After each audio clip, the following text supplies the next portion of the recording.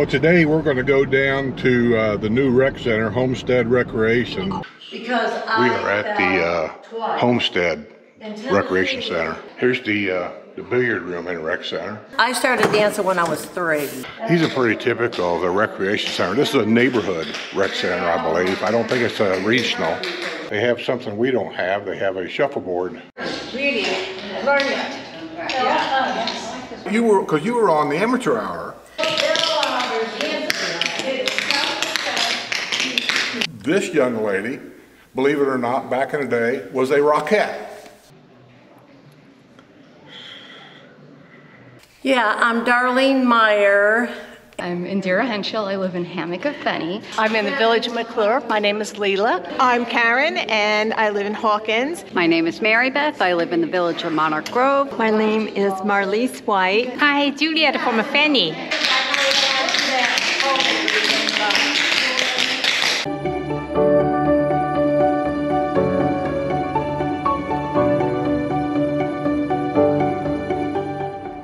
Well, today we're going to go down to the new rec center, Homestead Recreation Center. We're going to do a video that's kind of unique for my channel. We got an invitation to come down to record a tap dancing class, the way I understand it. And she invited us to come down and do a video of her class. And I told her, I said, I may want to talk to a couple of your students if that's all right, but I want them to be aware of what we're doing down there. I don't want to surprise people. And she said she talked to them and everybody was good with it. So Sue has no opinion about it.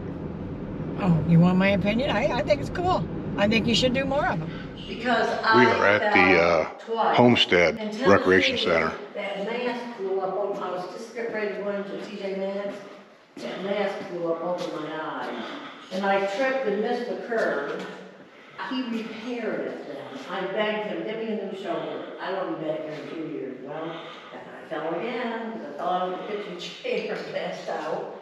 But nobody knows why. And what happened was I woke up with this bad headache, and then a real nausea, and nobody knew what it was either. I don't even know if they still know what it was. You know, they said it was my blood pressure. These are pretty typical of the recreation center. This is a neighborhood rec center, I believe. I don't think it's a regional. And so you'll see all kinds of things. Let me go over here and show you some of the other stuff they have in these rec centers. Here's the billiard room in the rec center. I got 1, 2, 3, 4 tables. They have something we don't have. They have a shuffleboard table. And if you go around the rec center on the inside of the building and out through there where the glass doors are at, it'll take you to your family pool.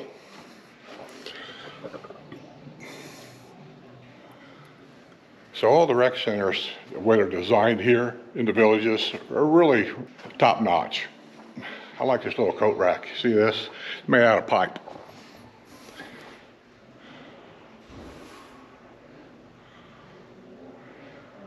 I find that kind of cool. Also in the rec center, you have a kitchen to use. Ice machine, refrigerators, everything you need in here. If you have like a get-together, family reunion, things like that, you can reserve these for your neighbors. We have a neighborhood social, and we use our rec center every month, I think, for that. Hey everybody, we're here at the Homestead Recreation Center, which is a fairly new rec center on the new side of the villages. This young lady, back in the day, was a Rockette. And she came down here to the villages and started her own tap dance studio. And we're going to try to get a little bit of a video for class today, so that any of you that's interested in this, or you're going to move here and you might be interested in it, we'll have all her contact information in this video somewhere also. Can you introduce yourself and tell us who you are? Yeah, I'm Darlene Meyer, and I'm married, and I live in the village of Hawkins, and I teach 2 times a week, once at Finney on Wednesday and up here at Homestead on Monday, for 2 hours at a time. Now, where'd you come from? When you lived in Vermont, right? I was born and raised in Bennington, Vermont. And when did you start the Rockette tour thing? Do you really want to hear the story how I got picked up? Well, yeah, you were, because you were on the amateur hour. Yeah, we were on Ted Mack's original amateur hour every week. I don't know if you've heard of them or not. Because yeah, I remember as a kid. Okay. Some of the older people do remember that, but not that you're old. I'm just kidding you. A lot of people never heard of Ted Mack's original amateur hour. I lived in Bennington, so an hour away was Albany, New York. So we used to go down there every week and then they'd tape the show and we could watch ourselves the following week. Okay, so then I was fortunate enough to move to New York City at the age of 14. My mother's sister lived there in New York, so that made it convenient for me to start there at least. And then I took advantage of the many things that they have to offer with dancing in New York City. I took from Juilliard School, I went to Juilliard School of Dance for 3 years because I knew someday I'd have kids and I'd have to teach instead of perform. So I was only 17 years old when I got picked up, I call them headhunters, by the director of Radio City Music Hall, which was Russell Marquette at the time. And I got picked up at the Waldorf Astoria. Back then, I took lessons at the Waldorf. They have what you call classes from master teachers, and they last all week. You go for the whole week. And I took from people like Gene Kelly, Bob Fosse, Ann Reiking, who was an understudy for Bob Fosse, Gus Giordano, just to name a few. But I was able to take from master teachers. And I also took from the June Taylor School of Dance. I used to take private lessons there. I was very fortunate that my father had his own business and he could afford to do that for me. Anyhow, I've danced all my life. My husband worked for the government for 35 years. After, I had 2 different studios, one in Vermont, one in Maryland.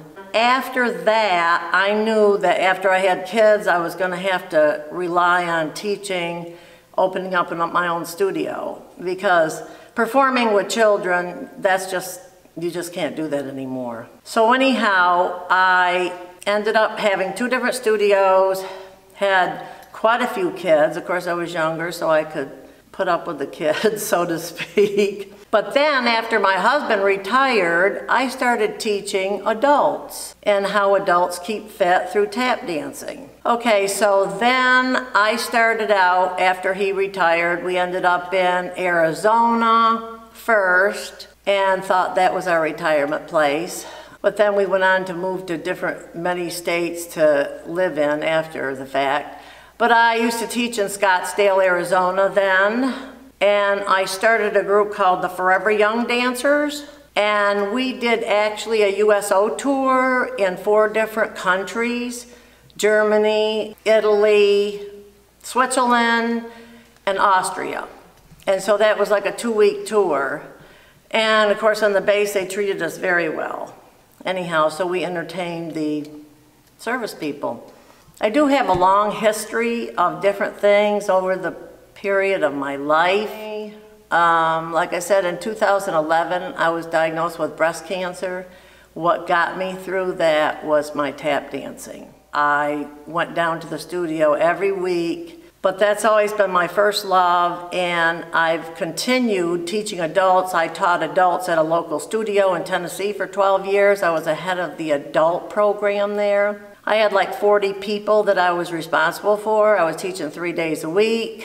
Then we moved from Tennessee to Del Webb in Tennessee, the Lake Providence, Del Webb there. I taught there for a while, and then they decided if you didn't live there, you couldn't dance there. And that's the case here too. If you don't live here in the villages, you really can't dance here. Otherwise, I'd have to go outside and rent a studio or do whatever, but at my age, I don't really want to do all that. So now I just teach twice a week up here for free to have fun, make friends, and enjoy myself. How did you discover the villages to even know to come here? Well, I lived in Stanton, Virginia, and if you know where that is, it's very remote. Okay, so I started to teach there, and the people I was teaching for free at the community center there, and then the woman said, oh, your dancers are scratching my floor. All right, so then we got to get out of there, and I even went to the Moose Hall, joined the Moose, believe it or not, to get a room to teach in. And I used to donate to the children's charity at the Moose there just to have a room to teach in. Because I didn't care about charging, I just wanted to be able to teach or dance. Because I like to see people learn, and I like to see them progress, and I like to see them have fun and make friends. So Teaching adults is different than teaching kids, but I still enjoy it. I mean, most of the adults that I have are really congenial and really thankful for taking classes. So that's what I'm doing now. So do you think this is a good fit for elderly people to do this? I do. I think, well, see, I think it's good for their mind, for one thing, because they have to memorize the combinations. I also make up all my own choreography, and I type it up for them, okay? Then I'll let them video me the new combinations, a cappella without the music and then with the music. So I usually give them most of the tools that will help them, you know, keep their dances up. I do not take beginners here. I know there's other teachers in the villages that teach beginners, but I'm not one of them, because the people that I have had dancing as a kid, or they've danced in other places, or they've been through the beginners classes somewhere in other states or here maybe, I don't know. But I guess I can't slow myself down to the point where I would take beginners.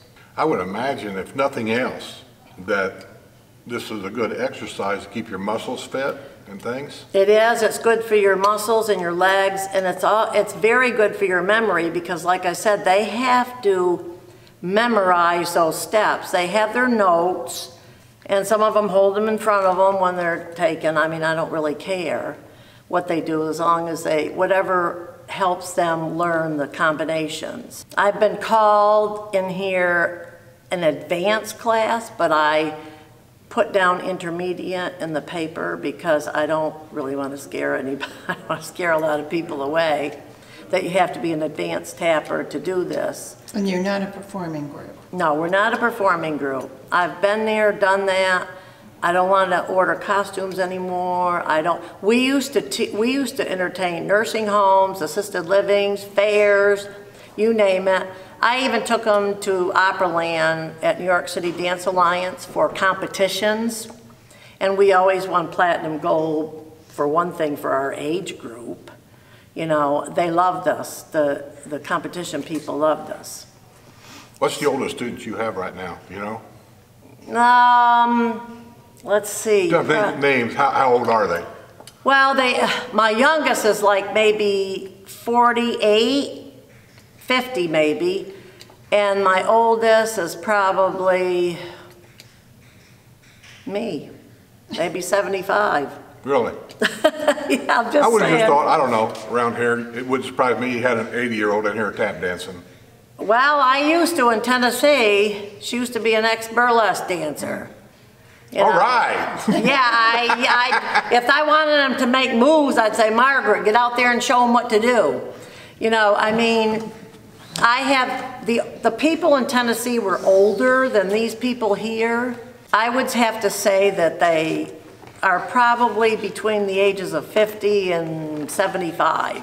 I see that picture, and then there's the one. Here, show them the picture of you. Okay, this is the picture of me when I was 17. Yeah, there we go. And then you were also pointing out Yeah, the I was difference in also pointing out the way there's- they dressed back then compared to. Yeah, right. They Today? dress. Whoops, that's okay. They dress now. They've always kept the wooden soldier dance. Okay, the parade of the wooden soldiers. They've always kept that. Now this here. Oh, this is in front of Macy's too. We've always kept the clown act. That's been there for years and years and years. They've always kept that. Those are two dances that they've always kept, that they're noted for. Here's how they dress now. Here it is. All right, this is how they dress this day and time, okay? This is a recent, from a friend of mine that used to be a Radio City Rockette with me. But it's the same, I'll say, dance. It's not the same dancers, No? but Okay. this is how the costumes have changed, because they used to be very conservative. As you can see, we were all covered up. Now they're getting skimpier and skimpier. But they also This, they've changed the height now. Okay, you now have to be between the heights of 5'5" and 5'10½. Years ago, they took them at 5'3". Now, one thing you might not know is they adjust the Rockettes with their hats, so they get that even look on them. The tall and the tall, and then graduate down to the shorter people. Yeah. But you can't be real short. Was it one of the rules also you had to be able to kick high? Oh yeah, eye high. Is there like a thing where you have to be able to touch your forehead or something? I've heard all kinds of rumors. If you could do a split, you can kick your head over you could kick your leg over your head if you could do a split. You know, so when I was younger, I could do most all that. Now, I'm in this group here, but I'm over in the center somewhere where I can't even see myself, but you can see how the costumes they were so reserved back then. Yeah, top picture right there. Yeah, they were so reserved. The costumes were so reserved back then. Well, everything back then. Yeah. Girls wore dresses and. Well, yeah, and then Capezio in New York City made all of our shoes. All right, this is what our dressing room looked like, how crowded it is years ago. That's how we look like. Oh, I see it. That little picture right there. Right now, it's totally different. They redid Radio City when they almost lost it years ago, and they redid the whole thing. Do you still have friends that you stay in contact with from back then? Or a lot of them have passed on. I understand. Yeah, last of them have passed on. But also, like I said, they've raised the height on them now. There's 36 of them. There's always 2 understudies in case somebody gets sick or you didn't feel good, you can't dance, whatever. They always had 2 understudies that, you know, every day. We used to do 3 shows a day years ago, and then they dropped it to 2 shows a day. Another thing they did back then that they don't do now, they had dorms above on the 4th and 5th floor at Radio City, so we stayed there. We actually lived there. It was like a college dorm. So they don't do that anymore since they've refurbished the whole thing and everything. So that was a good thing for me. Now, how I got picked up by this headhunter, Russell Market was my director and was director for years until he passed away. He passed away, I believe, when I was teaching in Scottsdale, Arizona. Also, he was scouting out at the Waldorf Astoria. And as tall as I am, I used to get right in the front. I get there early because I wanted to take advantage of the master teachers, you know, like Bob Kelly, Gene Fossey. He approached me after class and he said, "How would you like to try out for the Rockette?" I said, "Well, yeah, I guess I can." He said, "You're the right height and everything." Of course, we had to be weighed every morning. You know, you can't deviate from your pounds either way. Don't eat a banana split the night before you're going to get weighed in. So you had to be a certain height and yeah, a certain weight. height, certain weight, everything. So I said, yeah, I guess I could. Back then, when you auditioned, they had the piano. They didn't have, you know, all the Wi-Fi and all they do like today, for sure. You know, because we started out with the old records. First it was a piano, and then the records, and the CDs, and the cassettes, and all that. I said, yeah, I guess I could. Okay, so then he said to me, okay, I want you to give me 64 counts of anything that comes to your mind. I'm gonna have the guy play the piano, and you're gonna do your thing. What I didn't know, and what I learned about myself in New York, is I dance by ear. And that's kind of a gift. A lot of people don't have that. Like even at the Breast Cancer Foundation this year, all they gotta do is put music on and I can get up and dance. I don't have to choreograph anything. I could just go with the music because I do dance by ear. So I didn't know that until I went to June Taylor School of Dance for private lessons, and I said to the teacher one day, "Can you turn around and do that step so I can hear the rhythm of it?" And I picked it up like that. So then I knew I danced by ear, and that's when he told me that too. Some people learn visually, some people only learn by counts, and some people only learn by repetitious with the combinations. So you get all different people that learn in all different ways. So, you know, a good teacher has to be able to do all that. If you get a teacher that can't count the steps, well, then you know maybe something's wrong. Maybe that teacher didn't get enough education or whatever. But I was fortunate enough to take from so many different people that I think that gave me a broad, view of making up my own choreography, which I like to do. I put the music on. At first I gotta like the music, then I pick the music I like, and I'm a Broadway tapper now. I'm not a rhythm tapper. Rhythm tapper is like Savion Glover and Gregory Hines. Okay, I'm Broadway, like Fred Astaire, Ginger Rogers, whatever. That's Broadway tap, because I'm 75 years old, so I'm old school. What do you do in here? Do you teach all different methods? Like you talk about counting and... Oh yeah, I'll count. Some of them like the counts. There's a couple girls... Are we going to see that today? Yeah, so a couple girls will see the counts. When I'm making up my choreography, depending on the music, you got to go with the music changes. Okay, so some of my combinations might be as much as 32 counts, 16 counts, 2 counts of 8, and once in a while, you'll have to put a bridge in there, what I call a 4 count, okay, because the music is going to change so fast that you can only put a bridge there. Well, before we run out of battery or storage on that camera, give us a contact info for people that live here that may want to get a contact with you to see about joining up, emails, all that stuff. Okay, so my email is Darlene, D-A-R-L-E-N-E, J-M, dance, D-A-N-C-E, @gmail.com. And my phone number is 540-688-9608. So feel free to call me and I can direct you what kind of shoes that you should get. Most of my people I make sure they're in flats. Yeah, and you have 2 classes, one at Finney on what Wednesday from 2 to 4 and here on Homestead 2 to 4. So they have a choice of either one? Well, or both. Or both. Yeah, right. Some of them come to both and some of them just come to one because they're doing other activities. Okay, we got students out there trying to get in here. You got the last word. Stay. You got one last thing you want to say before we leave? I appreciate you coming to do this and I enjoy your show. I watch it all the time. I subscribe to it. Oh, please.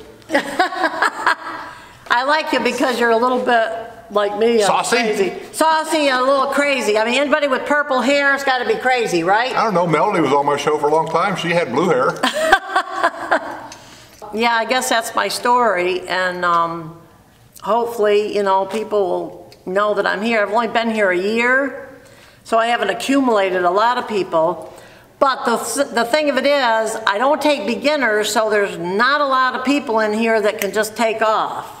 Well, the thing I think is more important than anything, it shows people that's interested in moving to the villages, we are an active community in all kinds of things other than pickleball and golf. This is true.